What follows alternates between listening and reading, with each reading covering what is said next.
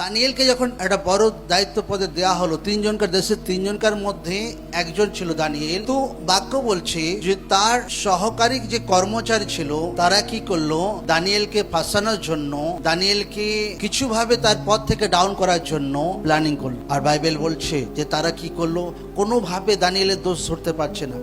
আর দানিয়েলে যখন দোষ ধরতে পারছে না, আর তখন তাকে কি হয়, ফাঁসায়, যে প্রার্থনা করে। এই প্রার্থনার দোষ ধরেকে যদি ফাঁসানো যায়, বাক্য বলছে যে দানিয়েলকে তারা ফাঁসানোর চেষ্টা করে এবং তার ঈশ্বরের নামে যখন সে প্রার্থনা করে, তার বিরোধীরা দিমাগ লাগায় এবং রাজার কাছ থেকে স্বাক্ষর করায় যে রাজা ব্যতীত 30 জন যদি অন্য কাউকে আরাধনা করে তো তাকে সিংহের খাঁচায় ফেলা হবে।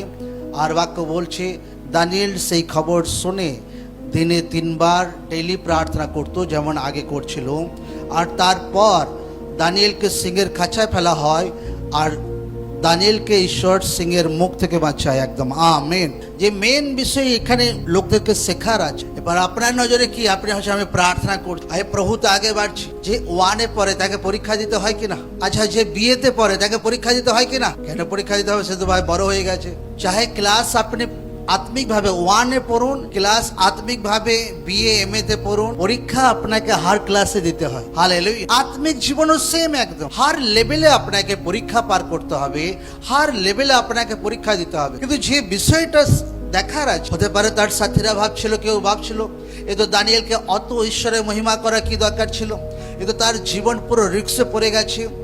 হ্যাঁ, হতে পারে লোকরা ভাবছিল যে দানিয়েলের জীবন শেষ হয়ে যাচ্ছে, তার কাহিনী শেষ হয়ে যাচ্ছে, এত জেনুইন লাইফ কাটানোর কি দরকার আছে। কিন্তু লোকরা জানতো না যে ওই পরীক্ষার মধ্য দ্বারা, ওই পরীক্ষার চ্যালেঞ্জের মধ্য দ্বারা ঈশ্বর তার জীবনে একটা নতুন একটা ইতিহাসকে খুলছে। একদম আমেন, আমেন। যে মুহূর্তে দানিয়েলকে ঈশ্বর সিংহের মুখ থেকে ঈশ্বর বাঁচিয়ে নেয়, সে দেশের রাজার আত্মিক চোখ খুলে যায়। সে দেশের রাজা বলে, আচ্ছা, এর ঈশ্বরের নামে যদি কেউ নিন্দা করে তো তার ভাই, তার অবস্থা হাল খারাপ করা হবে। একদম মতলব গোটা দুনিয়াতে সে রাজা চিঠি লিখছে, ঈশ্বর বহুত গ্রেট আছে, মহান আছে।